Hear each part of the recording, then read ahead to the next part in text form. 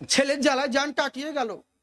মানে ছেলের জন্য ছেলে বিয়ে করার পরে একদম মানে সেই কি বলে না কেমন গোদা বাংলার ভাষায় একদম মেয়ের গোলাম হয়ে গেছে, বুঝলেন?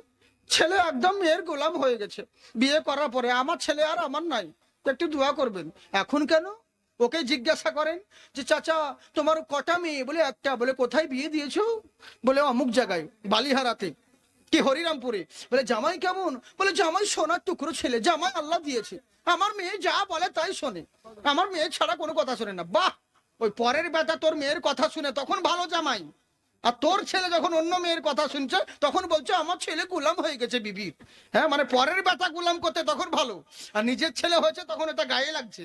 হ্যাঁ, এই হচ্ছে ব্যাপার। তোমাদের কর্মের জন্য তো এই ফল হচ্ছে। ছেলেকে বিক্রি করো কেন? ডিজে ধুম ধাক্কা ধুম ধাক্কা, ডিজে চলছে তো এখন, যা পিকনিক চলছে মুসলমানের। আমি যা ডিজে ওয়ালা ছেলেদেরকে বলবো, ডিজে মানে জানো? ডিজে ডাইরেক্ট জাহান্নামে যাবি। হ্যাঁ, কোনো অশিলা নাই, ডাইরেক্ট জাহান্নাম। হ্যাঁ, জেনে রাখো। আজ যেমন তুমি ডিজে বাজিয়ে মাটিকে কাঁপাচ্ছ না, অপেক্ষা করো কয়েকদিন, এই মাটি একদিন তোমাকে কাঁপাবে। শুধু ওয়েট করো, ওয়েটের খেলা। যাই হোক, নারে তাকবীর, নারে তাকবীর, নারে